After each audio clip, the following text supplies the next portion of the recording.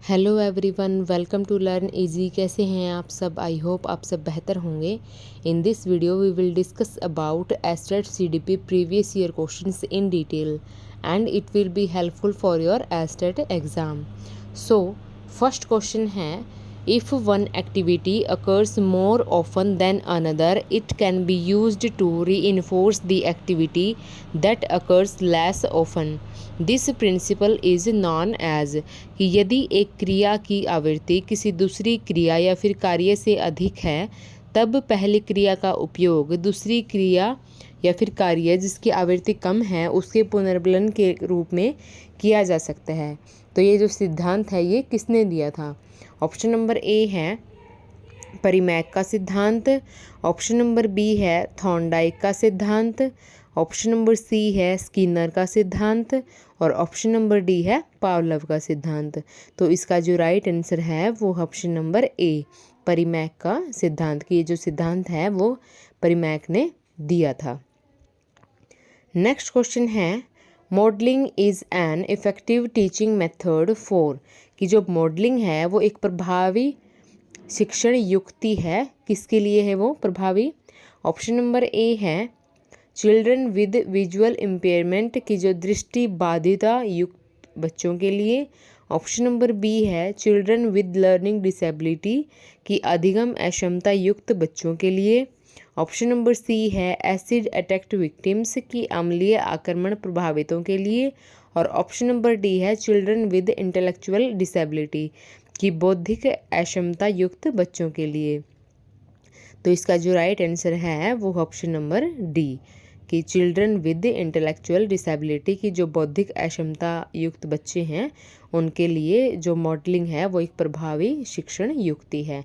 कि किसी भी जैसे टॉपिक को अगर टीचर टीच कर रहा है, बच्चों को सिखा रहा है, बता रहा है उसके बारे में, तो क्या है कि जो बौद्धिक अक्षमता वाले जो बच्चे होते हैं, जो स्टूडेंट्स होते हैं, उनको जैसे कोई साइंस का प्रोजेक्ट हो गया तो उनको क्या है कि एक मॉडल के तरह से उन चीज़ों को अच्छे से उनको समझाया जा सकता है। ठीक है।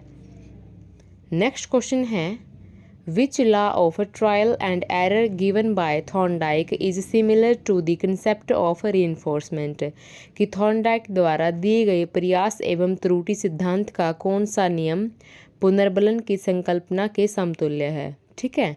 ऑप्शन नंबर ए है लॉ ऑफ यूज उपयोग का नियम, ऑप्शन नंबर बी है लॉ ऑफ डिसयूज की अनुपयोग का नियम, ऑप्शन नंबर सी है लॉ ऑफ इफेक्ट प्रभाव का नियम और ऑप्शन नंबर डी है लॉ ऑफ रेडीनेस की तत्परता या फिर तैयारी का नियम।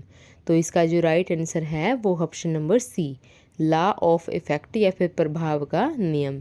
कि जो थॉर्नडाइक है उन्होंने अपना एक जो सिद्धांत दिया था प्रयास और त्रुटि का, ठीक है, कि कोशिश करना या फिर उसके अंदर कोई गलती हो। इस सिद्धांत के अंदर क्या था कि जो एक नियम था पुनर्बलन का, रीइंफोर्समेंट का, पुनर्बलन का क्या कि बच्चे को क्या कि अच्छा करने के लिए प्रोत्साहित करना, ठीक है, कि वो पुनर्बलन कहलाएगा। तो उसकी संकल्पना के समतुल्य प्रभाव, जैसे कि अगर पुनर्बलन हम बच्चे के ऊपर अच्छा जैसे पॉजिटिव हम दिखाते हैं तो क्या है कि बच्चे के ऊपर उसका प्रभाव पड़ेगा, ठीक है, प्रभाव पड़ेगा और कुछ पॉजिटिव ही पड़ेगा कि और भी अच्छा वो सीखने की कोशिश करेगा।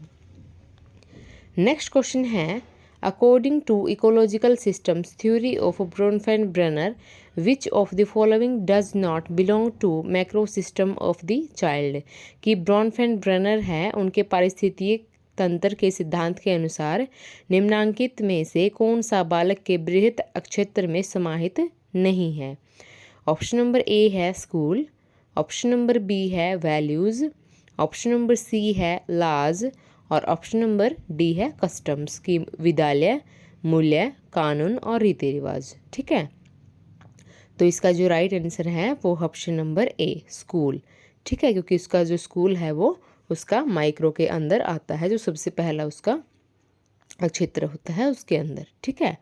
तो ये जो स्कूल है ये इसके अंदर नहीं आएगा, जो मैक्रो सिस्टम है उसके अंदर नहीं आएगा।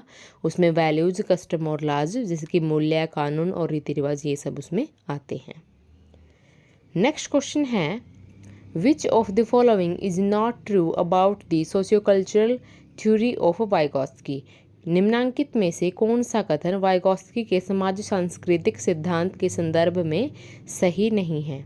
ठीक है, ऑप्शन नंबर ए है children learn very little from performing task they can already do independently, कि जो बच्चे हैं जो कार्य स्वयं मतलब इंडिपेंडेंटली वो करते हैं, बिना सहायता के पूरा कर सकते हैं, उन्हें करते हुए बहुत वो कम सीखते हैं।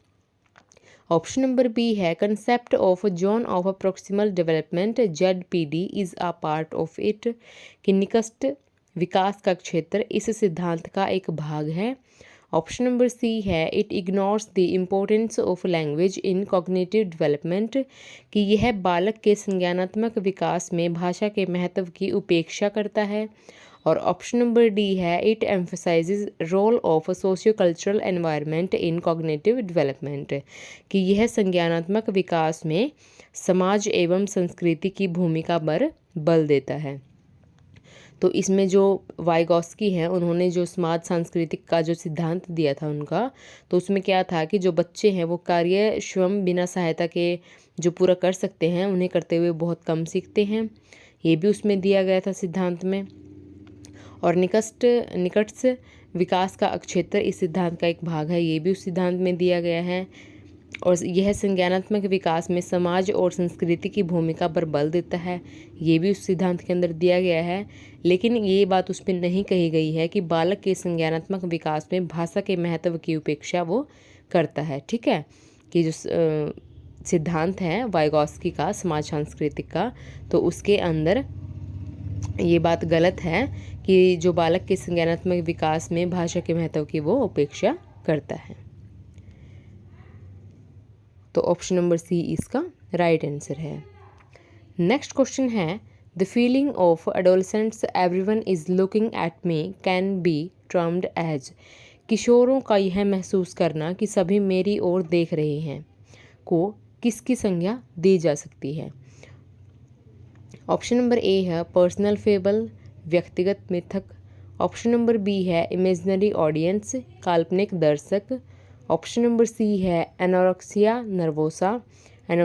नर्वोसा। और ऑप्शन नंबर डी है बुलिमिया नर्वोसा। तो इसका जो राइट आंसर है वो है option number B, imaginary audience, की काल्पनिक दर्शक। तो उस टाइम में क्या है कि जो अडोलसेंस का जो पीरियड होता है उसमें किशोर और किशोरी क्या सोचते हैं कि सभी मेरी तरफ देख रहे हैं। ठीक है, तो वो क्या है कि उनका एक टाइप का इमेजिनरी ऑडियंस होते हैं। ठीक है, एक्चुअल में ऐसा नहीं होता लेकिन उनको लगता है। ठीक है, नेक्स्ट क्वेश्चन है which of the following is the founder of child study movement, कि निम्नांकित में से किन्हें बाल अध्ययन का संस्थापक माना जाता है? बाल अध्ययन का संस्थापक, चाइल्ड स्टडी का। ठीक है, ऑप्शन नंबर ए है Alfred Binet. Option number B है Theodore Simon. Option number C है जी स्टैनली हॉल। और ऑप्शन नंबर डी है BF स्किनर। तो इसका जो राइट आंसर है वो option number C, G Stanley Hall. उनको क्या है कि बाल अध्ययन का संस्थापक उनको माना जाता है। नेक्स्ट क्वेश्चन है a child angrily hates a playmate in the same way that he has been punished at home. It is an example of, कि एक बच्चा गुस्सा होकर क्रोधित होकर अपने सहपाठी जो उसका दोस्त है, क्लासमेट है, उसको ठीक उसी प्रकार से मारता है जैसे कि उसको घर में सज़ा दी जाती है। जैसे कोई बच्चा है उसको खुद जैसे घर में उसको सज़ा मिलती है या फिर उसकी पिटाई होती है, ठीक है, जिस टाइप से उसको सज़ा मिलती है घर पे, तो स्कूल में जाके अपने सहपाठी को इस तरह से ही सज़ा देता है या फिर इसी तरह से उसको क्या है मारता है। ठीक है, तो यह जो उदाहरण है वो किस चीज़ का उदाहरण है? ऑप्शन नंबर ए है ऑपरेंट कंडीशनिंग, की क्रिया प्रसूत अनुबंध का। ऑप्शन नंबर बी है क्लासिकल कंडीशनिंग, शास्त्रीय अनुबंधन का। ऑप्शन नंबर सी है ऑब्जर्वेशनल लर्निंग, कि निरीक्षणात्मक अधिगम का। और ऑप्शन नंबर डी है इंसाइटफुल लर्निंग, की अंतर्दृष्टि अधिगम का। तो इसमें क्या है कि जो बच्चा जैसे वो खुद के साथ देख रहा है घर में कि उसके साथ किस तरह से व्यवहार होता है, तो वैसा ही वो दूसरे के साथ करता है। तो ये क्या है कि एक टाइप का ऑब्जर्वेशनल लर्निंग है। ठीक है, निरीक्षणात्मक अधिगम है। तो ऑप्शन नंबर सी इसका राइट आंसर है। नेक्स्ट क्वेश्चन है which of the following is not a form of immaturity of thinking during adolescence as proposed by Elkind. इसमें क्या है कि निम्नलिखित में से कौन सा किशोरावस्था के अपरिपक्व चिंतन का उदाहरण नहीं है जैसा कि एल्किंड द्वारा बताया गया है। ठीक है, ऑप्शन नंबर ए है आइडियलिज्म, आदर्शवाद। ऑप्शन नंबर बी है आर्गुमेंटेटिवनेस की वाद विवाद की प्रवृत्ति। ऑप्शन नंबर सी है असर्टिवनेस की सुनिश्चितता या फिर आग्रहीता। और ऑप्शन नंबर डी है स्पेशलनेस की विशिष्टता की प्रवृत्ति। कि इसमें क्या है कि आइडियलिज्म उस टाइम में होता है और वाद विवाद जो आर्गुमेंटेटिवनेस है वाद विवाद की प्रवृत्ति भी होती है और विशिष्टता वाली भी प्रवृत्ति उस टाइम किशोरों में पाई जाती है। लेकिन जो सुनिश्चितता है असर्टिवनेस है ये किशोरों में नहीं पाई जाती। ठीक है, एल्किंड द्वारा ये बताया गया है। तो ऑप्शन नंबर सी इसका राइट आंसर है। नेक्स्ट क्वेश्चन है the phrase 6 on one hand and half a dozen on other best describes which of the following type of conflict. कि वाक्यांश एक हाथ में 6 एवं दूसरे हाथ में आधा दर्जन निम्नांकित में से किस प्रकार के द्वंद्व की सर्वोत्तम व्याख्या है। ठीक है, ऑप्शन नंबर ए है approach avoidance conflict. Option number B है avoidance conflict. Option number C है अप्रोच कॉन्फ्लिक्ट। और ऑप्शन नंबर डी है डबल अप्रोच अवॉइडेंस कॉन्फ्लिक्ट। उपागम परिहार द्वंद्व की, परिहार द्वंद्व की, उपागम द्वंद्व की और द्वय उपागम या फिर परिहार द्वंद्व की। ठीक है, तो इसका जो राइट आंसर है वो ऑप्शन नंबर सी कि अप्रोच कॉन्फ्लिक्ट या फिर उपागम द्वंद्व की। इसमें क्या है कि मतलब है तो उतनी ही काउंटिंग में वो चीज़ें, जैसे कि एक हाथ में 6 हैं जो चीज़ और दूसरे हाथ में क्या है कि आधा दर्जन है, होती तो आधा दर्जन में 6 हैं, वो भी 6 हैं। लेकिन इस तरह से अभी क्या है कि इस वाक्यांश में कि बच्चे का ये ना पता लगा पाना कि उसका जो कंजर्वेशन की जो उसकी सही तरह से उसका जो विकास है वो नहीं हुआ है उस स्टेज में। ठीक है, तो क्या है कि ये अप्रोच कॉन्फ्लिक्ट है उस टाइम।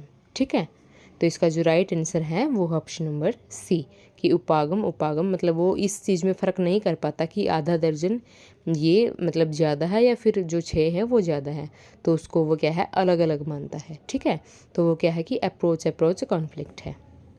तो इसका जो राइट आंसर है वो option number C. So guys, इसी तरह से हम CDP से रिलेटेड एस्टेट एग्ज़ाम के सभी PYQs डिटेल में डिस्कस करेंगे और एस्टेट PYQs की सभी PDF मैं टेलीग्राम चैनल पर डेली शेयर करूंगी। टेलीग्राम चैनल का लिंक मैं इस वीडियो के नीचे शेयर कर दूंगी, वहां से आप लर्न इजी के टेलीग्राम चैनल को ज्वाइन कर सकते हैं। वीडियो पसंद आए तो लाइक, सब्सक्राइब और शेयर करना ना भूलें। Thanks for watching.